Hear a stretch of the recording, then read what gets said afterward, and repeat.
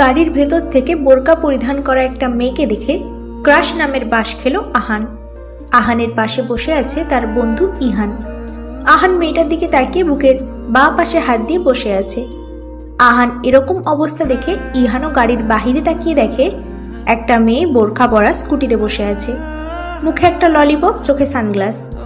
মেয়েটাকে দেখে চিনতে অসুবিধা হয়নি ইহানের। ইহানের ছোট বোন ইতি ছিল মেয়েটা, কিন্তু এখন তো ইতির স্কুলে থাকার কথা, সেটা নিয়ে ভাবতে লাগলো ইহান। এর মধ্যেই সবুজ লাইট জ্বলে উঠল। মুহূর্তের মধ্যে অদৃশ্য হয়ে গেল আহানের শ্যামবতী। আহান একটা দীর্ঘশ্বাস ফেলে ইহানের দিকে তাকাতেই দেখে ইহান কিছু একটা ভাবতেছে। আহান ইহানের মাথায় একটা টোকা দিয়ে জিজ্ঞেস করলো,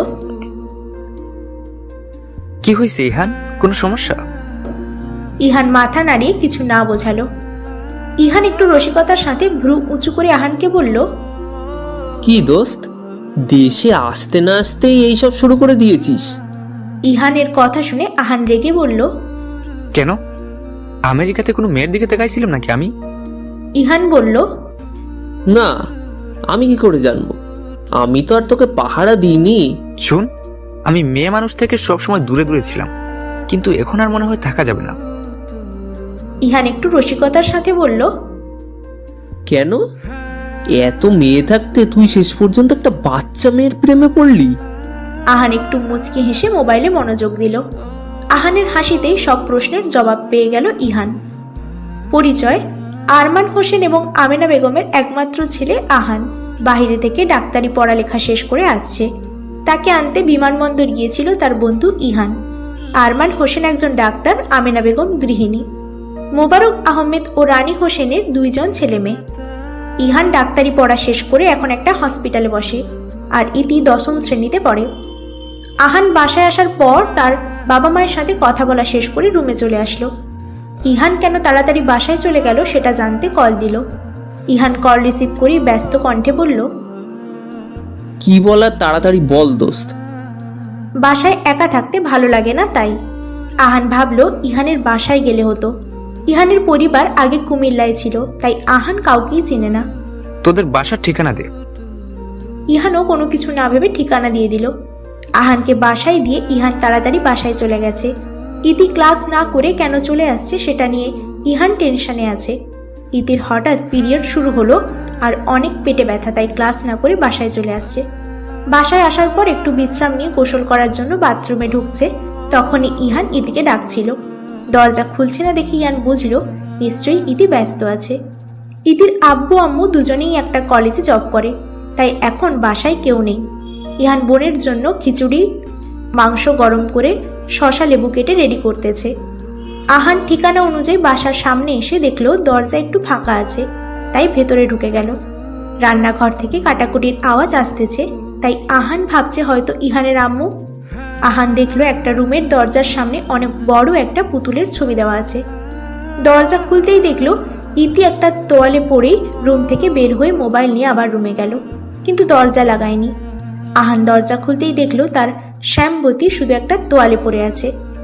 আহানের শ্যামবতী আবার কোনোদিন আহানের সামনে আসবে সেটা আহান কল্পনাও করতে পারেনি। হঠাৎ করে একটা অচেনা পুরুষকে রুমে ঢুকতে দেখে স্তব্ধ হয়ে গেছে ইতি। তার দিকে ঘোর লাগা দৃষ্টিতে তাকিয়ে আছে উনি। তাকানোর কারণটা যখন বুঝলো তখনই চিৎকার দিতে গেল, আর আহান ঝড়ের গতিতে এসে ইতির মুখ চেপে ধরল। আমি কোনো চোর নয়, প্লিজ চিৎকার দিও না। ইতি শুধু করতেছে আর মনে মনে ভাবতেছে, তুই চোর না ডাকাত, ইডিয়েট। আমার সব কিছু দেখে আবার বলতেছে আমি চোর না। আমাকে এরকম অবস্থায় শুধু আমার জামাই দেখবে, আর কারো অধিকার নেই। আমার সব দেখে ফেলেছি, এবার একবার খালি হাতটা ছাড়, তারপর দেখ আমি তোর কি অবস্থা করি। আহান ইতির চোখের দিকে তাকিয়ে বলল, আমি ইহানের কাছে আসছি, এখানে আগে কখনো আসিনি, তাই ইহানের রুম চিনি না। আমি সরি, প্লিজ রাগ করো না শ্যামবতী। কথাগুলো বলেই আহান 1 সেকেন্ডও অপেক্ষা না করে বের হয়ে গেছে। ইতি তাড়াতাড়ি দরজা লক করে ড্রেস পরে নিয়েছে। আহান ইতির রুম থেকে বাহির হয়ে পাশের রুমে ঢুকছে। এখানে সব ছেলেদের জিনিস থাকায় আহান একটু দম ফেলে বিছানায় শুয়ে পড়ল। ইতির রুম থেকে বাহির হয়ে চিল্লানি শুরু করে দিয়েছে, ভাইয়া ভাইয়া কই তুমি? ইতির চিৎকারে আহান রুমের দরজার কাছে এসে দেখে ইহান বসে বসে শসা খাচ্ছে, আর ইতি ইহানের চুল নিয়ে টানাটানি করতেছে। ইহান ইতিকে জড়িয়ে ধরে মাথায় হাত বুলিয়ে দিয়ে জিজ্ঞেস করলো, কি হয়েছে বনু? আজকে এত তাড়াতাড়ি বাসায় চলে আসলি কেন? আর এখন এত চিৎকার করছিস কেন? ইতি এইবার কান্না করে দিল। ইহান যতই শান্ত হতে বলতেছে ততই জোরে জোরে কান্না করতেছে। কি হয়েছে বলবি তো, না বললে বুঝবো কিভাবে? আমার পিরিয়ড হয়েছে, স্কুলে তাই চলে এসেছি, পেট ব্যথা করতেছে অনেক। খাবার খেয়ে ওষুধ খেয়ে নে, তারপর ঘুমালে ঠিক হয়ে যাবে। ইতি মন খারাপ করে বলল। ঔষধ নেই ভাইয়া? ইহান একটু ভেবে বলল, সব খাবার রেডি আছে, তুই খাবার খেয়ে নে, আমি সামনের ফার্মেসি থেকে ওষুধ নিয়ে আসছি। ইহান চলে যাওয়ার পর ইতি দরজা বন্ধ করে খেতে বসলো। আহান কথা বলার ভাষা হারিয়ে ফেলেছে। তার বন্ধুর বোনকে ভালোবেসে ফেলেছে, অথচ তার বন্ধু তাকে কিছুই বলেনি। আহান খাবার টেবিলের কাছে গিয়ে তার শ্যাম্পুতির দিকে তাকিয়ে রইল। হঠাৎ করে আহানকে দেখে ভূত দেখার মতো চমকে উঠল ইতি। দেখুন, তখন ভুল করে আমার রুমে ঢুকে গেছেন, তাই আমার ভাইয়াকে কিছু বলিনি। এইবার কিন্তু বলে দিব, যদি নিজের ভালো চান তো তাড়াতাড়ি চলে যান। আহান একটু মুচকি হেসে বলল, তখন কিছুই দেখিনি। এখন তুমি যদি নিজ ইচ্ছায় কিছু দেখাতে চাও তাহলে আমি অবশ্যই দেখব। এটা বলেই আহান সোফার উপর বসছে, পায়ের উপর পা তোলে। আহানের কথা শুনে ইতি লজ্জায় নুইয়ে রইল। বিড়বিড় করে বলল, অসভ্য বেড়া মানুষ। ইতির খাবার গলা দিয়ে নামে না, তাই না খেয়ে উঠে গেছে। রুমে বসে বসে আহানের কথা ভাবতেছে আর লজ্জায় লাল নীল হচ্ছে। ইহান বাসায় ঢুকে দেখলো আহান বসে আছে। আহানকে দেখে ইহান এইবার টেনশনে পড়ে গেল। তখন হঠাৎ করে ঠিকানা দিয়ে দিল। ইতি যে বাসায় আছে সেটা মনেই ছিল না। ইহানের ভাবনার মাঝেই আহান বলল, কে দোস্ত? কি তো ভাবছিস? তোর বাসায় তো কেউ নাই। ভাবছি তোর সাথে আড্ডা দিব, কিন্তু একটু ইমার্জেন্সি কাজ পড়ে গেছে, তাই এখনই যেতে হবে। ইহান মনে মনে খুশি হয়েছে এই ভেবে যে ইতিকে আহান দেখেনি। ভদ্রতার খাতিরে ইহান আহানকে থাকতে বললেও আহান থাকেনি। আহান যাওয়ার পর ইহান স্বস্তির নিঃশ্বাস ফেলল। ইতি ঠিকমতো খায়নি, তাই খাবার নিয়ে ইতির রুমে গেল ইহান। ঠিক মতো খাবার না খেলে শ্বশুর বাড়ি গিয়ে স্বামীর সেবা করতে পারবি না বনু। এখন তাড়াতাড়ি খেয়ে ওষুধ খেয়ে ঘুমা। ভাইয়া, আমার কিছু খেতে ভালো লাগে না। এই সময় এরকম হয়, কিছু না খেলে তুই অসুস্থ হয়ে যাবি বনু। খাবো না মানে খাবো না। এইবার ইহান ইতির কাছে গিয়ে বসে এক লোকমা খিচুড়ি ইতির মুখের সামনে ধরল। ইতি আর না করলো না, খেয়ে নিল। ইহান জানে ইতির পিরিয়ড হলে মেজাজ খিটখিটে হয়ে যায়, তাই এতক্ষণ চুপচাপ সব সহ্য করছে। শুক্রবারে অফিস আদালত সব বন্ধ। নিয়ম মতো আজকে বাবা মা সবাই বাসায় থাকলেও ইহান বাসায় নেই, তাই ইতির মন খারাপ। ইতির বেস্ট ফ্রেন্ড রিমি আসবে বলছে, কিন্তু সে এখনো আসে নাই। তাই ইতি বসে বসে মিউজিক শুনছে।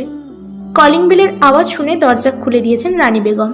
সালাম দিয়ে জিজ্ঞেস করলেন, আপনাদের তো চিনতে পারলাম না। আমেনা বেগম একটু মুচকি হেসে উত্তর দিলেন, আমরা কালকে রাতে আপনাদের সাথে কথা বলেছি, আজকে আসবো বলেছি। রানী বেগম অনেক খুশি হলেন এবং সবাইকে ভেতরে নিয়ে গেলেন। সকাল থেকে অনেক আইটেমের নাস্তা তৈরি করেছেন উনি। ছেলে ইহানের বেস্ট ফ্রেন্ড আর ফ্যামিলিও ভালো।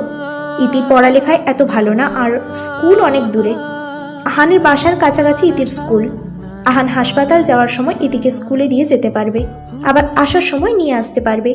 এই সব কিছু ভেবেই মোবারক আহমেদ আর রানী বেগম রাজি হয়েছে।